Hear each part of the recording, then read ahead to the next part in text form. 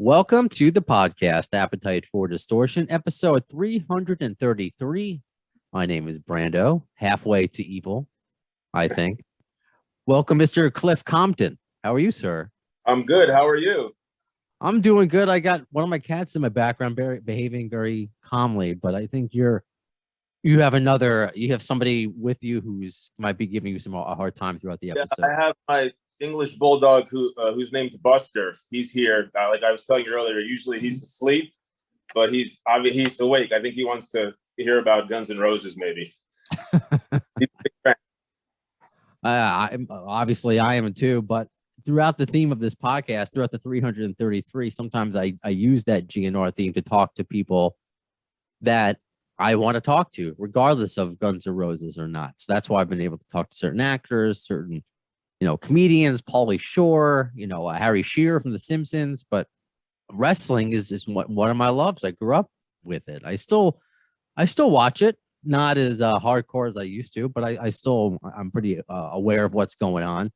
So nothing wrong with being a wrestling fan. I'm a lifelong wrestling fan. But when I was growing up, it wasn't as cool to be a wrestling fan as it is today. I think. I don't know if you would agree with that. Yeah, there was a certain kind of stigma to it. Yeah, as popular as it was when I would say, "Oh, I'm going," Nassau Coliseum. I would say, "I'm going to go see," Hulk Hogan or whoever. They'd say, "Oh, you watch that stuff? That's so stupid." And I'd say, "No, it's not. It's awesome." And which today is so much different because so many people watch wrestling, and it's kind of part of the culture and everything now. It's just accepted, which is awesome. But it's just times have changed, I guess, right? It has. I mean, for my age, I grew up with Bret Hart and Shawn Michaels, and I got out of it. I got out of it for a few years, but then 1998, it was a huge year for, Stone Cold and The Rock. So I mean, that was just my wheelhouse for a while. So that sucked me back in, and the Attitude Era. Yeah, absolutely. Everybody. That's why I like Guns N' Roses. They're the Attitude Era of hair metal. There's my kind of parallel right there. But I remember watching you when you were part of Domino, Deuce and Domino. Yes. How many years ago? How long were you in WWE? We were hired back when they had Ohio Valley Wrestling, which was OVW, which was their developmental system, and that's way before the Performance Center and all that. So we started doing Deuce and Domino, believe it or not, in probably late 2004, and then it came on to WWE TV, and I think January of 2007. So me and Jimmy Snuka Jr. were doing it for a while under WWE's developmental system, and that's how it worked in those days. Everybody went to OVW as developmental talent, if that makes sense, and then you got called roster. So we went to SmackDown. I believe it was January 2007. Yeah, I think we debuted in Little Rock, Arkansas, of all places. Wow. I mean, say that last part again. I'm sorry, because with the Zoom, it's just cutting you off by accident. I forgot with Cherry as well. Oh, with Sherry, of course. You had the 1950s kind of greaser kind of vibe for those who aren't familiar. We initially, that whole act was kind of like loosely based off the Outsiders movie. And I was more trying to be a little more edgy. And Jimmy, who was Deuce, he wanted to be more like Grease. So we kind of tried to find a middle ground there. And I was kind of more trying to be not so happy-go-lucky Grease guy. I wanted to be more tough, if that makes sense. So I kind of, I would do different mannerisms, and he was awesome. It was just we kind of viewed the characters a little differently, and then WWE obviously wanted them to be PG oriented and kind of just like more of a Grease aspect, because they thought that the audience could relate to that more, as opposed to just two street thugs. But it was, for what it was a lot of fun, and I think it's kind of in 2022, I think we have this bizarre cult following where people will always talk about Deuce and Domino because they don't know it, and then they YouTube it or whatever, and they go, "Oh, look at that! That was wild and weird." And so yeah, it's pretty interesting to me. See, I enjoy it. There's obviously a crossover with my listenership that also enjoys wrestling, like I do, in addition to loving Guns N' Roses. But again, but I was saying this has given me the excuse to talk to cool people. So on the show that I've had, lucky to have Drew McIntyre, Charlotte Flair, and your buddy CM Punk. Yeah. Who gave me the idea? Because I mean, with him, it was just not just talking wrestling and GNR. I mean, he was promoting a horror movie at the time, something else I really love. Yes. But before we even, I maybe geek out more with you about wrestling, though. We got to talk about the GNR thing. And he kind of left off. I want to see if you can add to his story. It was when you guys saw GNR, you were invited by Bumblefoot. Yeah. To in Chicago, and, Axl was late. Not anymore, but that's the period when he was, that was par for the course. And he showed. That was 2011. I'm pretty sure. Late 2011, maybe November-ish, and it was Allstate Arena. Yeah, it was ice cold, and Punk was on the road still, and I was like, "Hey, we gotta go to GNR. They're coming to Allstate Arena," and it was on a weeknight. I think it might have been a Tuesday, so he had gotten home that day, and through a mutual friend, we got in touch with Bumblefoot, who's actually an old school wrestling fan. I don't know if you knew that. I don't think I did. He used to like Bob Backlund and all that. But anyway, so he got us tickets to be in the back and all that. So it was Punk, myself, Sami Zayn ended up being there, which is a whole other wild story. But that was an awesome show. It really was. And that was the lineup with DJ Ashba and Bumblefoot and Axl. But yeah, that show, they killed it. It was like 3 hours nonstop. And we got to be on the stage, which was crazy. Like we were right across from Dizzy Reed. And because we were Bumblefoot's guests, I guess. And he would come over, when he had a break in his guitar playing, and he'd say, "You guys need anything?" And we'd just be like, this is insanity. But no, that was a lot of fun. Axl was not that late. The whole band was there early, and we were hanging out in the back, and Bumblefoot was like the greatest host. He was like, whatever you got, and nobody else was back there. And it wasn't like what you would expect. It wasn't like this huge party atmosphere. It was pretty much just the band, the technicians, and that was really it. Everyone was super cool, and they, Axl, when Axl gets there, obviously they get the heads up, I guess, and then they have a little meeting, and they literally just walked on stage. The whole arena goes black, and that was when they used to play the Dexter theme before they walked out, which was really cool because I was a huge Dexter fan. Yeah, me too.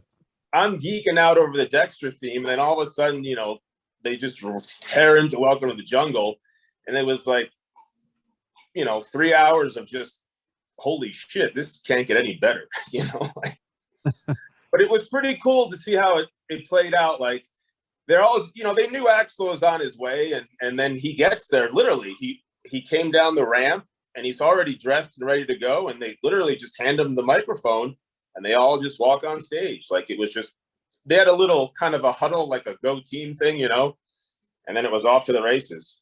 That was a night I don't think any of us will ever forget for many reasons. It was just a good, fun time.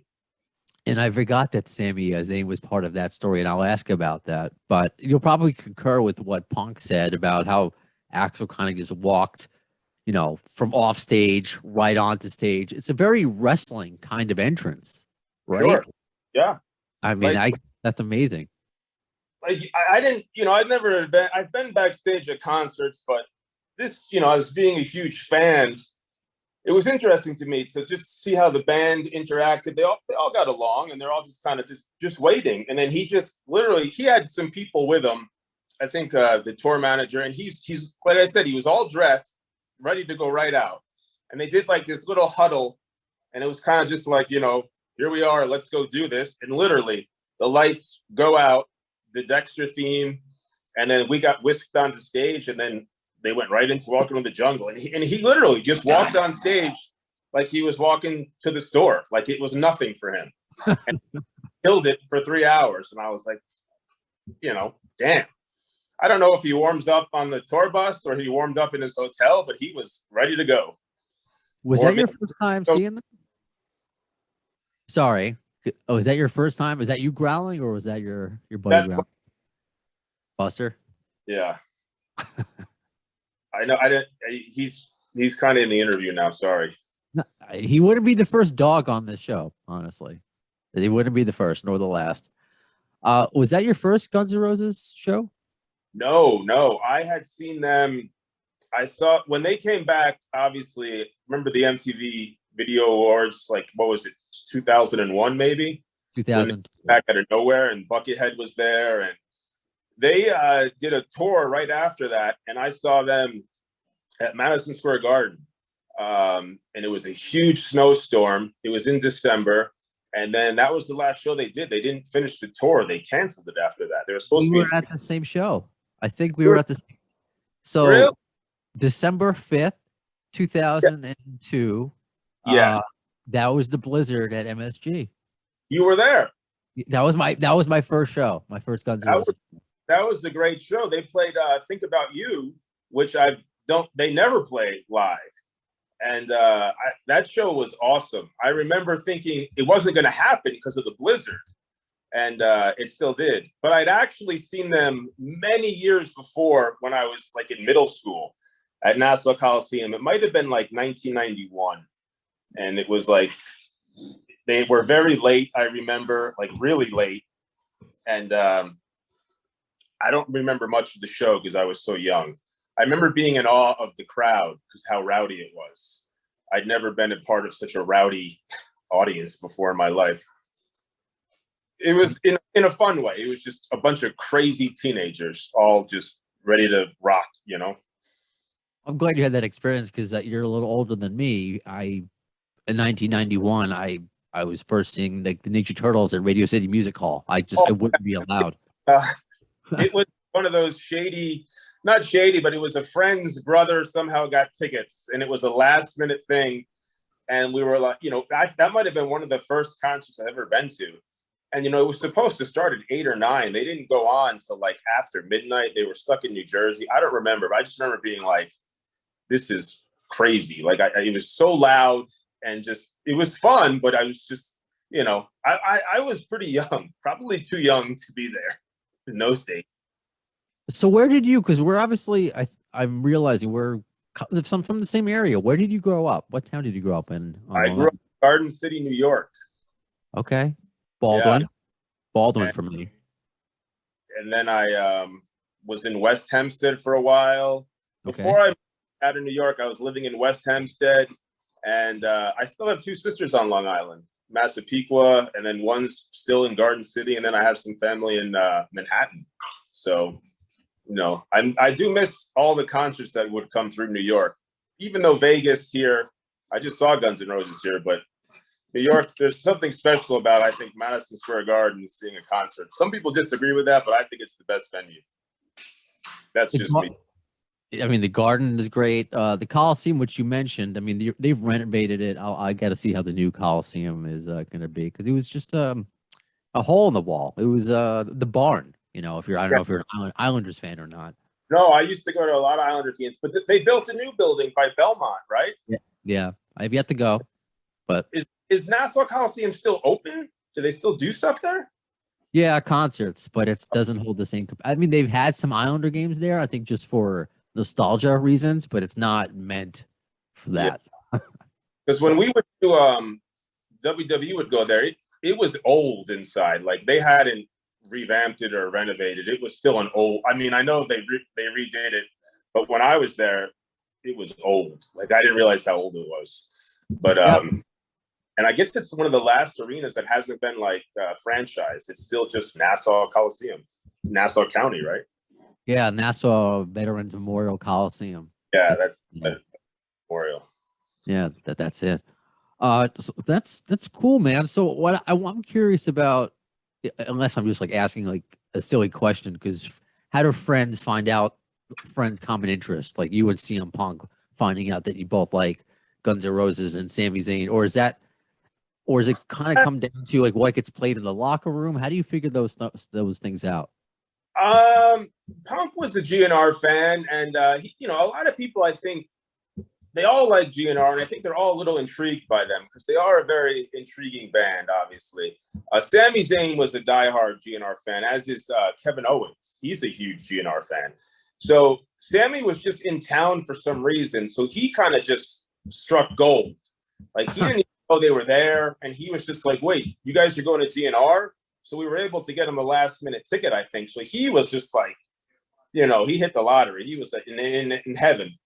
So he's a huge fan. I mean, a lot of wrestlers are Guns N' Roses fans. Miz actually is a big Guns N' Roses fan.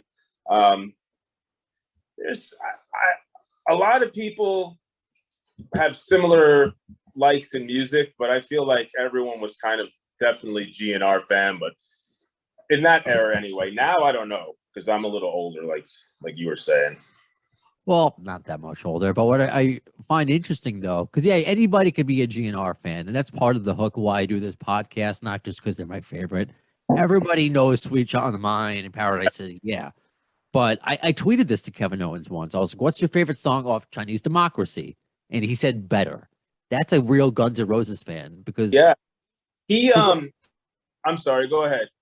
No, that's what I would like to know because CM Punk seems like a real GNR fan. So did Drew McIntyre. So that's what I like. That it's not just the blow in the wind. Yeah, I like November Rain. You guys seem to be diehards. Yeah. Punk's the guy you could name. The original lineup. He's. I don't know if he's I wouldn't say GNR is his favorite band, but he definitely likes them. It's funny because Kevin. Well, when I was wrestling Kevin Steen. He had wanted to use Better as his entrance music, but I guess they didn't have any because you have to pay for it, obviously, if it's in Ring of Honor and it's on TV. And I don't think they were even interested in licensing it out in those at that time. But yeah, Better was his favorite song. I was a big, I love Better, but I liked Madagascar a real lot. And Street of Dreams, which I think was originally called The Blues, right? Yeah, look at you, Yeah. Yeah, no, I loved Chinese Democracy. I don't think it gets enough credit. I thought that whole, obviously it was what, a 10, 12-year buildup.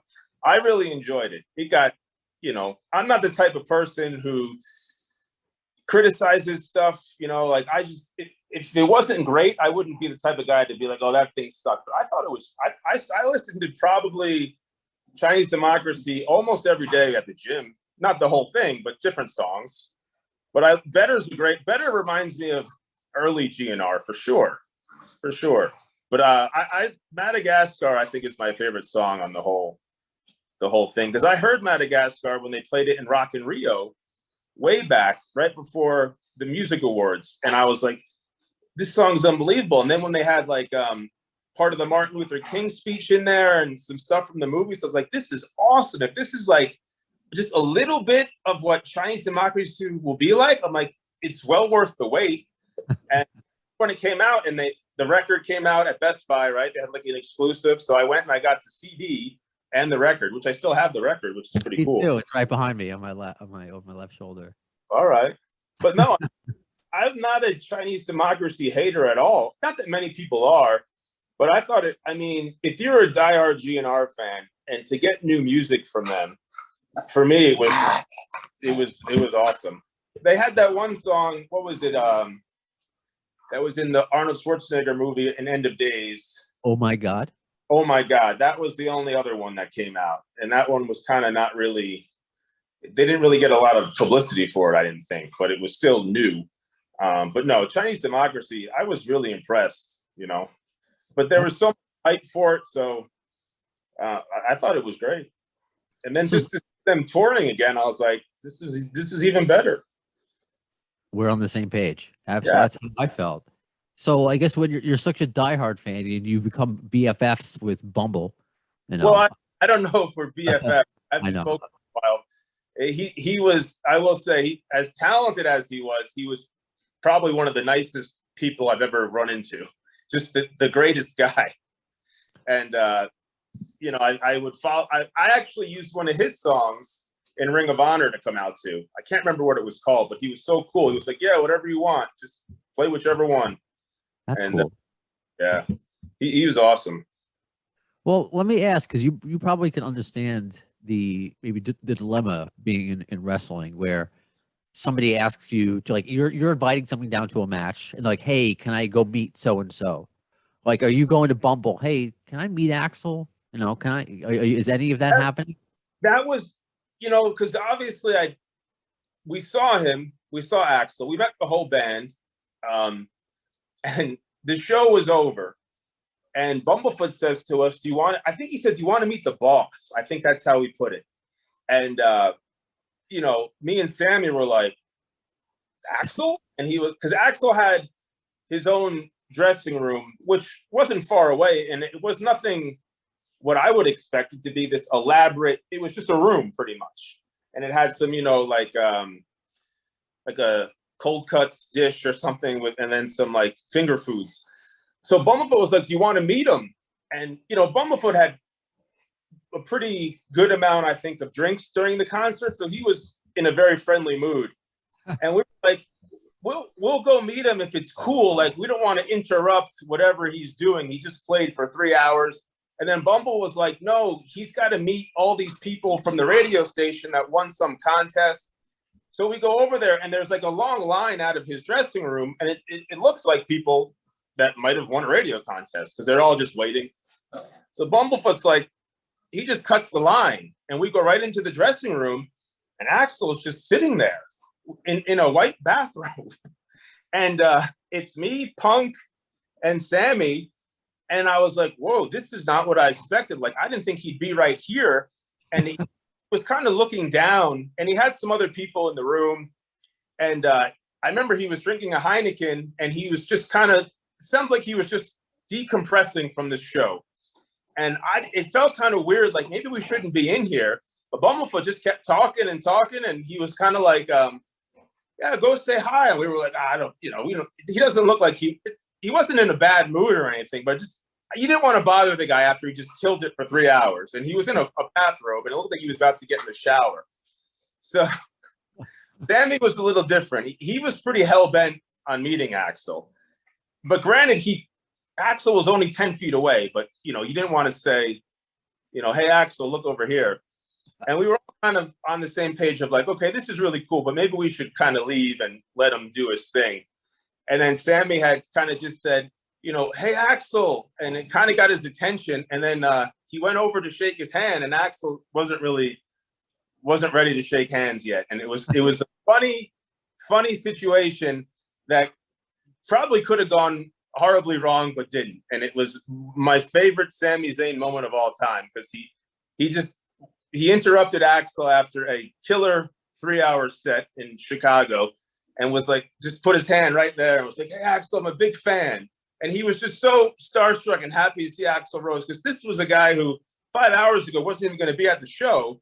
And now he's in Axl Rose's dressing room. So he's just like, hey, I got nothing to lose, right? And it was, Sami's a funny guy. And it's a moment that I think Sami will never forget. I'm sure Punk won't either. But so after that, we politely departed the dressing room and went back to the Bumblefoot area of the arena. And then we left shortly after that. But that was my meeting with, I didn't really get to meet him. He was technically across like 10 feet sitting on his couch. That was it. Then we just left. So I kind of met him, but didn't get to meet him. So that was my meeting of Axl Rose story, which to me is good enough, because the whole Sami Zayn thing made it even better. It does, and I have this whole animation going on in my head right now. If for those who watch and know Sami Zayn's character, I'm just picturing it. This over the top friendly guy, and then maybe does he have a sullen look on his face? Like, what does Axl do? He was like, definitely it kind of starstruck, but at the same time, he's still Sami Zayn, which is a lot like you see on TV, just this, kind of wackiness to him in a harmless way. Yeah. And he kept saying, maybe I can get a picture with him. I go, I wouldn't ask him for a picture. Like, I just don't think he's ready to start taking pictures, or maybe he doesn't even want to. And he's like, oh, come on. When are we ever going to be able to see Axl again? And I was like, oh. And Punk's kind of like, I wouldn't bother the guy, you know. I don't even know if we should be in here. Then Sami, he had no fear. He went right up. He did get rejected, but hey, at least he tried, you know. At least he tried. So I do think the story is better because he got rejected and it was so comical. It was just, I mean, that's something I'll never forget. I think that does make a better story for it. When I told Kevin Owens that story, he almost fell on the ground laughing because he goes, "That's Sami Zayn as it gets, to go and interrupt, you know, one of the most famous rock stars of all time for a picture after he's, just killed it for 3 hours." That's funny. So, but no, that was a great night. Did that register at all with Bumblefoot? Because you said he was feeling good. Was you just like, oh, okay, guys, maybe not now. Let's go. Bumblefoot was just all about a good time. He's like, oh, all right, you guys, we can go and do whatever you want. You know, let's go. And then he was just kind of, chumming up with the people in the line after that. And we left shortly thereafter because I think they had to skedaddle to the next city maybe. But that, Bumblefoot was probably one of the most gracious hosts I've ever had. Like, he was just very accommodating. Nice. Well, yeah. It's clear that you're a diehard GN'R fan, and you are you're officially retired now. You retired back in. Yes, after almost 20 years, believe it or not, of being in the ring, which is hard to believe. It sounds long, but yeah, no, I don't do any more in-ring stuff for a few reasons, but no, I'll do appearances and whatnot, but I don't think I'll ever actually wrestle again, just because I don't think I would be nearly as good as I was, and I don't want to be, the guy who just is doing it for the hell of it, And I'm happy with what I did. I really am. And then you get beat up doing that stuff, though. A lot of people don't realize that. It starts to, the bump card, as they say, starts to add up. And after a while, you just start to hurt. And I was like, you know what? I think it's time to, hang it up. So I'm glad I did that. Because some people feel, some guys, they go too long, I think. And it's not because it's all they know, They don't know how to do anything else. Not that that's a bad thing, but it gets to the point where it's like, do I still want to do this? It's getting to the point where it's not in front of a lot of people. And then once it stops being fun for me, I didn't want to do it anymore. And because I still love wrestling. I don't hate it or anything. I love it. But I just knew when my time was up. That was me personally. Everybody's different. I just knew the in-ring stuff had gone as far as it should go, I thought. Okay. Well, it's good that you're going out the way you want to go out, and with a certain understanding and not holding on. Like you said, people could hold on. It can get really hurt, if their body is not what it used to be, but in their mind it is. So I hear what you're saying. Exactly. But I guess with that, because I missed the opportunity to see you wrestle in Axl gear. Yeah. So can you kind of talk about that? Cliffy don't surf, these were the days of before you would see a lot of wrestlers kind of pay tribute to other wrestlers by wearing their gear. Like nowadays you see that a lot, which I think is really cool. So I was doing the whole Cliff Compton stuff, which was at that time, Cliff Compton was a loudmouth, obnoxious type of person, but I wanted a different look than just, the classic wrestling look. So it's funny. It was the Axl in the User Illusion days wore the Manson shirt, and on the back it said Charlie Don't Surf. And as a kid, everyone wanted that shirt, but no one knew where to get it. and as years went by, you were able to buy them somewhere online, whether it was eBay or whatnot. And then I had a friend, and he was like an Unreal graphic designer, and he kind of made it into my own. And we just replaced Charlie with Cliffy, and I would wear it to the ring, but I still didn't wear a shirt. And then it's crazy. The reason I started wrestling in that shirt, believe it or not, is I got poison oak really bad, really bad. And it was all over my chest and back. And I forget where I was wrestling, but they were like, you cannot go out in the ring looking like that. You look crazy. Like people are going to think you're a burn victim or something, So I'm like, you know what? I'll wear my Cliffy Don't Surf shirt and I'll just take the sleeves off it. So then a lot of people, this was way back in like 2011, probably, or 2010. So people were like, hey, where do I get that shirt? And then I was like, oh, I can sell a few of them. So then I just kept wearing it. And I also added the skeleton leather jacket, which I thought was the coolest leather jacket of all time. And a lot of people in the wrestling world liked it, but they didn't put together that it was kind of an Axl Rose look. And then when I would tell them, they'd go, oh, okay, you know, and they were like, that's cool. But yeah, no, I used that. And then the shirts and the jacket were big. And then sometimes I would do the bandana stuff, but I don't know. I don't wear a bandana as good as Axl Rose did. So, yeah. I was wondering. I still have the jacket. Did you have that jacket made, or did you buy it? Like, how did you go out about getting the jacket? I saw that in a store somewhere, and I couldn't believe it, and so I bought it. And I just bought it to have it. I wasn't going to really wear it, and then I said, "This is the perfect jacket to wear to the ring." And if I don't know if you remember La Parka, he kind of dressed in like a full skeleton kind of look. So some people thought it was like a tribute for La Parka. And I was like, no, it's actually a jacket that Axl Rose used to wear in the 80s. Okay. But some people just thought it was a cool jacket, and it is. And he actually kind of wears it nowadays on some of the shows as like a throwback to the old days. So yeah, I still have it. It doesn't fit as well as it used to, but it's still around. I was wondering that because obviously a nerd like me understands the Cliffy don't surf reference, Charlie don't surf reference. I'm like, how many people are actually getting that reference? So not many wrestling fans got it, and they would say, people would say, why don't you surf? And I'm like, that's not really. I'm like, and then some of the wrestlers would get it, and they go, oh, it's a play off that old shirt and very few people put two and two together. They just assumed I didn't like to surf, and whatever, you know.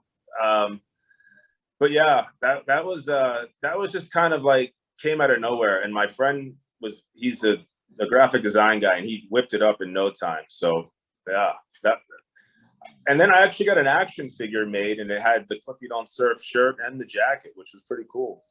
I saw that online as well. I was like, wait, is that an Axl action figure? Oh no, that's Cliff. I mean, looks good. Did a great job with it. Yeah, those guys. I think that was Wrestling Figures Company. Yeah, but no, that was. I thought that gear was cool. And sometimes I'd wear the red Cliffy Don't Surf shirt or a white one, but usually black ones. But yeah, and for a little while, that was a pretty good seller over at Pro Wrestling Tees back in the day. What did you use as your theme song at that time? Obviously, you couldn't use GN'R. No, in Ring of Honor, it was one of Bumblefoot's songs, and then I used to actually come out to Dave D, and the song was called "Hold Tight," and it was from the Death Proof soundtrack. There was a Quentin Tarantino movie, and there was something about that song that I just loved. And I was working for OVW, and Jim Cornette was booking at the time, and he would approve your entrance music. And I said, I want to use this song from Death Proof, and he liked it. So I would come out to that for a while, and it was pretty catchy. I don't know if you ever heard it, but it was because Death Proof is one of my favorite movies. The Kurt Russell and the stuntman Mike character. But yeah, so I came out to Dave D, Hold Tight for a while. I'm sure I've heard it because I love Death Proof and Planet Terror. That whole exactly. Yeah. Look, we have so much in common. The Guns N' Roses songs on independent shows. I think if I ever came out to one, it was Welcome to the Jungle or Mr. Brownstone, just for fun. Because, I mean, whenever you do an independent show, who's ever running the music, they're going to have appetite for destruction, so for fun, I would do that. Or maybe I came out to You Could Be Mine a few times, but I like the ones that started out faster, Sure. Well, as I guess a wrestling expert, I should ask, you can answer whether it would happen, it happened in the 90s, I guess, when Izzy got punched in the face by Vince Neil. Then Vince wanted to fight Axl. So who would you take, Axl or Vince in a fight, whether it's then or even now? I don't know. I think Axl's, he seems pretty crazy. I mean, you've seen him jump in the crowd and stuff, and he's whacked some people. So I would have to go with Axl, I think. Then and now. Good answer. Right answer. Then That's what the former. I'm friendly with one of the former GN'R managers, Doug Goldstein, and he's it's martial arts, everything like that. He's like, but you can't teach crazy, and Axl is crazy. And there was a lot of that in the wrestling world too. So some of those guys were, phenomenal wrestlers, but there was definitely a level of craziness to some people, and you knew you wouldn't want to mess with them just because they had that level of, unpredictability. Mm. And that's I don't know if there's so much of that today, but it was just, wrestlers are a rare breed, and we had some people that you'd want to be around just in case, shit hit the fan, because you knew like they were ready to go at any time. They were very, just not just good people to know, as I would say. I hear ya. And I don't know if you follow Del James on Twitter, the GN'R. I do. I mean, he's a huge wrestling guy, like huge fan. Loves AEW, and he used to go to like the PWG shows. I've met him actually, and he's another great guy. But no, he is a big wrestling fan. Loves like the documentaries, Wrestling with Shadows, all that type of stuff. It's crazy though. Yeah, he's a giant wrestling fan. Because it makes me wonder. Because if Axl was ready to meet you guys, I would like to know. I have to imagine Axl's like an old school wrestling fan. I feel like he would know about Bruno Sammartino. He would know. I think so. I'm sure he knows the big names. I mean, I don't know if he's into wrestling. I have no idea. I know Bumblefoot, when he was growing up, he was part of the era where Bob Backlund was champion, and he would tell me that he would go see Bob Backlund. I don't know. I mean, it'd be interesting to know if Axl actually ever watched wrestling or what his actual thoughts are on it. I don't know. That'd be very interesting. Right, well, one day I'll leave it to you to find that out, because I don't think I'm getting him on here anytime. Yeah, I would be curious to know who his favorite wrestler is. That'd be a great one to know. Who's your like to ask his Mount Rushmore? But who's your Mount Rushmore of wrestlers? I think there's too many great wrestlers to just put on Mount Rushmore, because wrestling goes so far back. I mean, I think people do their Mount Rushmore with their personal favorites. I don't know. I mean, you could do it you could do that if you want, or you can just pass if you're uncomfortable. No, I think like I would go back to like the days of Gorgeous George, because he was one of the original characters in wrestling, like an original villain, and he was so famous in his day. Like same with Freddie Blassie, they were considered like, big time celebrities, and it's just so much time has gone by. Unless you're a diehard wrestling historian, people don't realize that. So there's so many, and obviously Bruno Sammartino or Andre the Giant, and then you get into Hulk Hogan, who's just a ticket selling machine, and then Stone Cold. But I think one of my favorite wrestlers personally of all time is Bret Hitman Hart. To me, growing up, like there was nothing cooler than Bret Hart, because he was so good in the ring.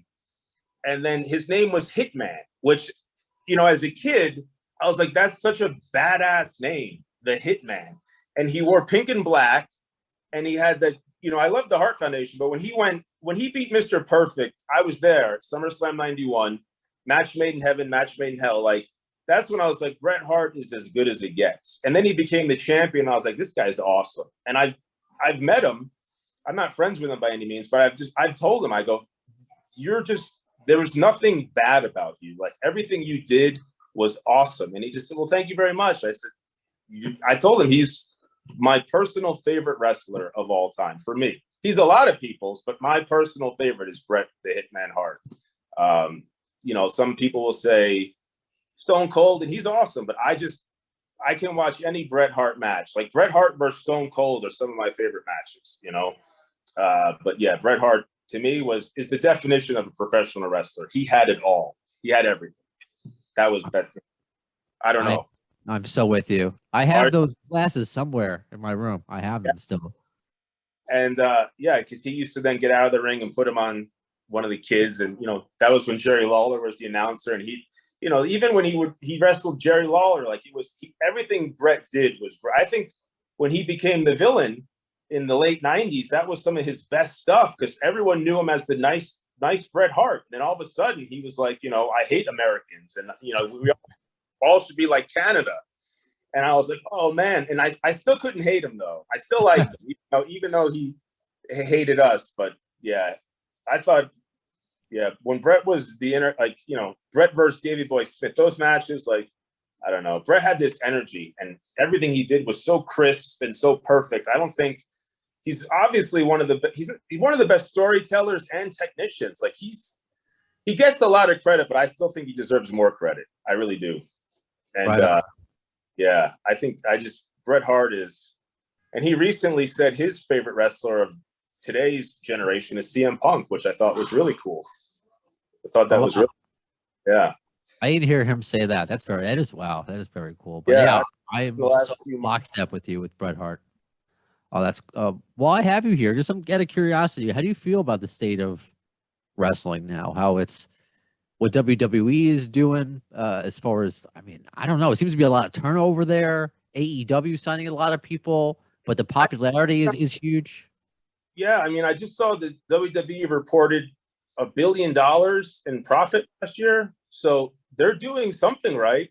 You know, like, yeah, I saw that too. Right. It's just, I mean, wrestling for me, it's much different now. And I don't think that's not a bad thing. Everything changes. Everything evolves, whether even music, movies, everything changes. And I think it's a different generation. And the wrestling you see today, I don't think it's the wrestling like me and you watched where you always had a megastar.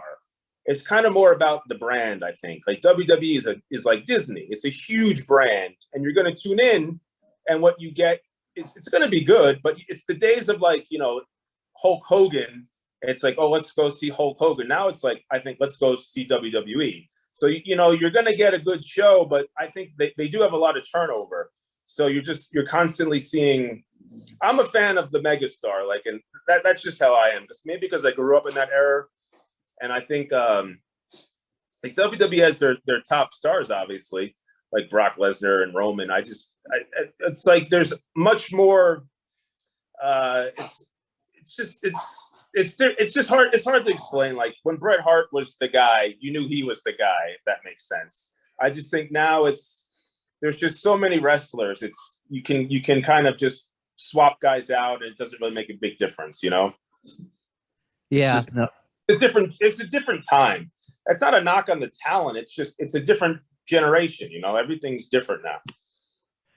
That's why I try to, you know, I don't want to completely live in the past, but then again, I'm doing a Guns N' Roses podcast, and you know. Yeah, no, I think wrestling.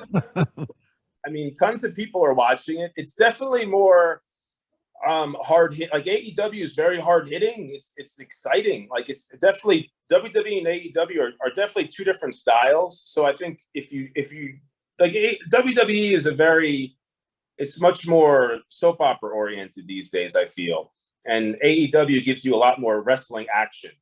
So I always was a big fan of wrestling action and the actual matches. So AEW gives you 2 hours of good wrestling. And WWE is 3 hours, and it's a lot more talking, you know. So it just depends on life, you know. Very true.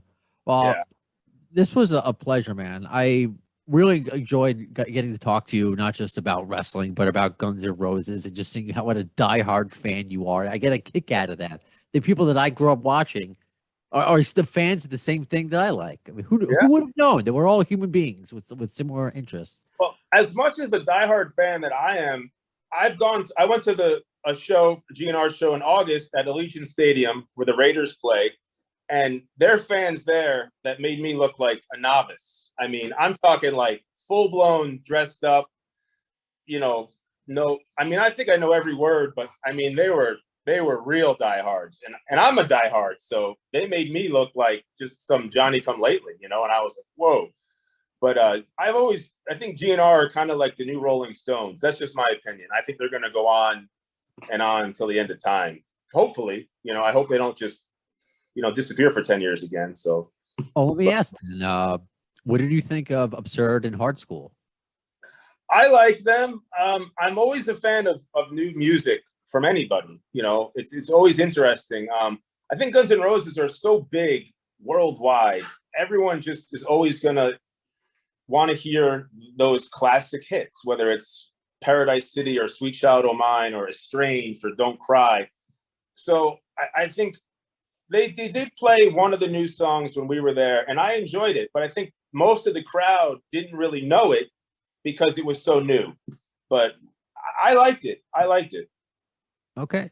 I liked it too. And Slash is around doing a lot of interviews saying there's more to come. So I don't think we're going to have to wait as long for Chinese Democracy 2 or whatever they're going to call these upcoming releases, whether it's just singles. It's nice to know they're not going to go into hiding for a long time anymore. I hope not, because I think that, you know, there's such a huge fan base for them. And obviously with the Not in This Lifetime tour, the numbers were insane. But I like, some people didn't like Axl and the different guys like Buckethead and all those, but I was just happy to see them. I was like, hey, any version I was happy with, you know. And I thought Buckethead was awesome. You were at the Garden show where he did the Star Wars solo, and then he went into that from Willy Wonka and the Chocolate Factory. When they entered the Chocolate Factory, he was playing that song at one point. Then he started giving out action figures to the crowd. I thought that was awesome. That's what stuck out. Broke a string during Paradise City, I remember, and it was funny. But I've always wanted to see Buckethead just on his own. He just hasn't been around here, but he was touring for a while. Yeah, I got to see him, thankfully, at BB King's Blues Club before it closed down and before the pandemic.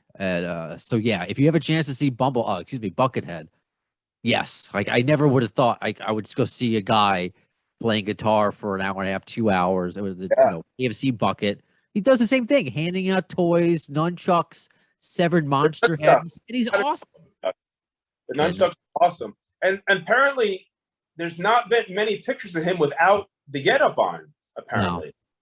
Which is, to me, is awesome, because that's like old school wrestling. Like he can't ever not be seen. So he probably has a great life. He can go anywhere and no one will recognize him unless he puts he wears the Halloween mask, right? With the KFC bucket and then says funeral on it. I don't know. When he busted out the nunchucks in Madison Square Garden, I was like, this is as good as it gets. I'm sorry, you know. That was just me. I'm an easy fan, though, I think. It's a lot of wrestling parallels with the storylines, the villains, you know, how Axl and Slash were, you know, them coming back together to reunite like a tag team, you know, that fought, you know. So, and then Buckethead, there was a weird like Shockmaster kind of character. So I've always reference had like some sort of mythical element to them that just put them above everybody else. I don't know why, because I grew up in the 80s, you know, and we had Motley Crue and Poison, but there was always something about GN'R that I just thought was just so badass, gangster, whatever you want to call it. I'm just like, these guys are just like everything I love about everything. And then, you know, you go see them live and you're just like, everyone around you is just having an insane time. I was like, if we could do this 24 hours a day, you know, I don't know. There's something about those shows, though. I've seen them a bunch of times, and they get better every time. Amazing. Well, if I ever get Sami Zayn or Kevin Owens on the show, I got to bring you back for a co-host. We'll see if that ever happens. Yeah. I'm sure Sami could tell the story better than me, but I give him a lot of credit. He did what a lot of people wouldn't do, and that is interrupt Axl Rose after a 3-hour show to try to get. Axl just kind of politely said, "Not now, please." Too funny. And I think that was good enough for Sami. That was just as good as the picture to be say that he got rejected. So I think so. I would take it. That's funny. Well, thank you, Cliff Compton. This was a pleasure to speak with you, to talk wrestling, talk GN'R, talk Long Island, all the things that I can relate to. Yeah. So that does it for this episode of Appetite for Distortion. When will we see the next one? Well, the words of Axl Rose concerning Chinese democracy. You'll see it. I don't know if soon is the word. But eventually.